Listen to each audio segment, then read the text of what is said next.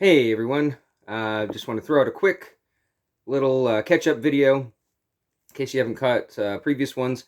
I am going to be going a little dark these next couple of weeks, just to take a break, kind of try and rethink the whole podcast and the way that it wants to go. And it's been interesting. I mean, already I got almost relieved slash frustrated when I realized, oh my god, my laptop's not working. What am I going to do? Oh, I can use my phone. It'll probably be crappy, but it'll at least be a video. And I don't know about you, but I feel like the quality is almost just as good, if not better, than the laptop. I'm almost just wondering if like maybe the phone just for now is the way to go, because the quality, the sound, it was fine. You didn't have to hear the clicking with me, like tapping on the keyboard. So I don't know. Maybe if I hadn't filmed it vertical though, that wasn't too smart. Sorry about that. That must have been infuriating. I don't know what I was thinking, and by the time I had already done it, it was time to just upload it as is, because I had spent I lost count on how many times trying to get that thing recorded, and no audio on this one. Oh, I keep on hesitating on this one. Oh, wouldn't you know it? It's just complete gibberish pixels, on this one. So that was almost kind of serendipitous, and it ended up, not working out too bad, I gotta say. Um, I am excited about the direction that this is going to go, though. I mean, I am currently working on a dog Heimlich slash CPR video that I'm really excited about. I'm just trying to figure out the format. Like, for example, one of my first thoughts was, all right, well, instead of just doing the "Hey everybody, welcome back," and I'm not an expert, just a disclaimer. I was thinking, okay, well, this is kind of an emergency video. Like, if they're looking this up, they might have a dog that's currently not breathing or has a pulse. So I was thinking about just like rushedly telling them all the steps they need to right at the beginning, and then afterwards go through disclaimers. I'm probably gonna. I doubt that I'm gonna get Lulu to cooperate unless I sedate her. So I'm probably gonna have to use a stuffed animal. I was planning on just explaining all of that after the fact, and then I realized, well, this is really a video that they should watch ahead of time as prevention. And so if they didn't, they're probably not watching my buried down at way at the bottom of their search list video. So I'm wondering if I should just do it the naturally progressive way and make sure to get as much information in as possible. So stuff like that. Now that I have more time to think about the videos, I'm almost worried about overthinking. Is I guess the only problem is because now I'm just like, oh, should I do that first? Should I do that second? And if I do too much thinking and not enough filming, then well, you're not going to get a video after all, and that's even worse than just a hastily made one. I feel, because even the hastily made ones is usually maybe at least a nugget or two of interesting tidbits in there that might be useful. So yeah, it's been exciting. It's been a lot, and you know, it's necessary. I do apologize because I did try to stick out the 3 a week format as best as I could, and I am sorry to say that some of the stuff did fall to the wayside. I have like 3 bags of laundry that need folding, just because I've basically been grabbing whatever outfit I can off the top and just leaving the rest for later, and later never came. So I don't want to have the regular everyday to day stuff start going south, just sink full of dishes, that kind of stuff, just because I want to try and make helpful, useful videos, and then also just these narcissistic ones where it's just me. That's one that I'm really debating, and it's like me 101. Couldn't get any more full of myself than that. But I mean, it's also kind of nice. It's like a video diary. It's something that I feel like that's kind of a lost thing. Is the written diary? It's something that I was. God, who the heck was it? Can't remember. I watched so many podcasts with so many comedians, but one of them actually does keep a journal. Has been doing it for years, and so quite handily he could actually like look and say, it's like, all right, in 2012, what was I doing? Oh my god, I was in Las Vegas. I was with this comedian, and it's something that I feel like we should definitely do. And I know that Matthew McConaughey just put out a book, Green Lights, I think it was, where here comes a loud. Hey, this is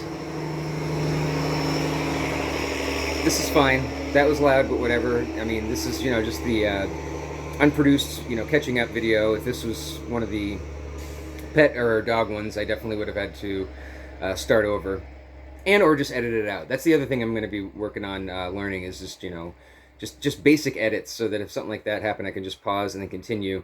Not have to start, especially when they start to get half an hour and then you go back and you realize you wasted that entire half an hour. I mean, that's where it started to get frustrating, and I think kind of mentally draining on me is where, all right, well, now I can either try again and be late for doing the dishes and starting dinner, or I can just say I'm keeping it in, which is fun for these kind of videos. I'm keeping that in, obviously, but when it comes to the helpful tip advice, I feel like having them just a little bit more professional might get more people to listen to them.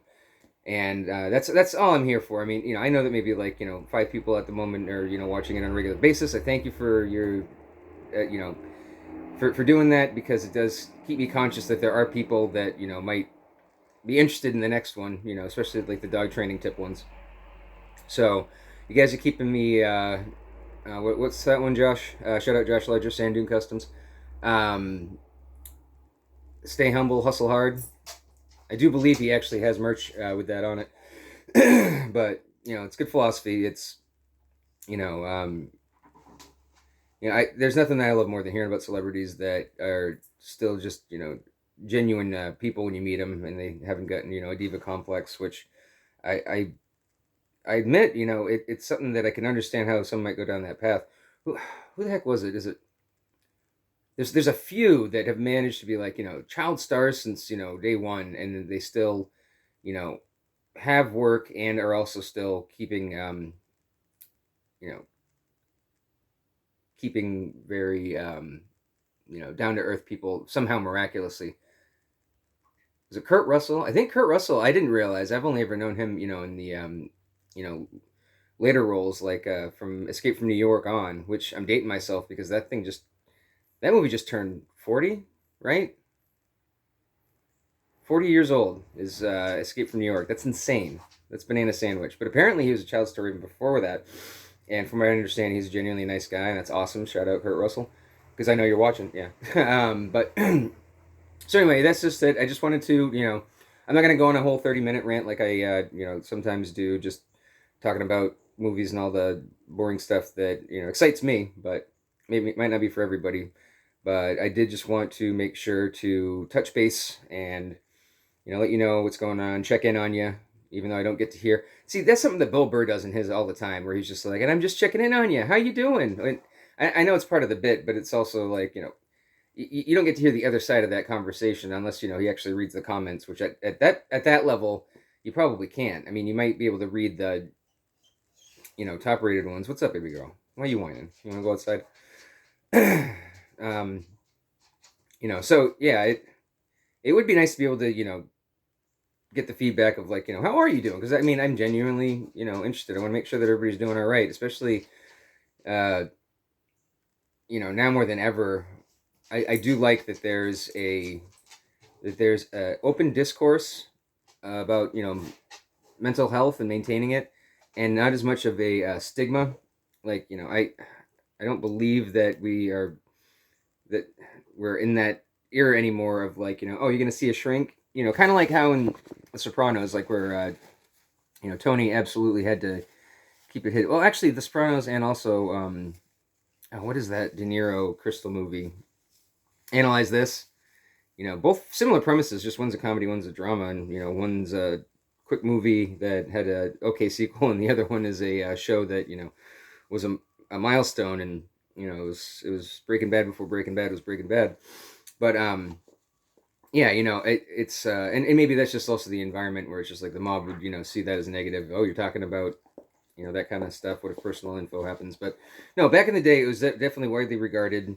Um, seeking help, was a sign of weakness, and now it's actually seen as a sign of strength. You recognize the problem, you're trying to improve, and well, you can't really fix the thing that's broken with the thing that's broken. So if your head's not right, it's very difficult, not impossible. I know some people that actually manage to pull themselves out of the funk themselves, but that usually requires a lot of hitting bottom and a lot of self-discipline, which typically if you get to the point where you're at, you didn't really have much to begin with. So, getting help from somebody outside of yourself is not something to be embarrassed about at all.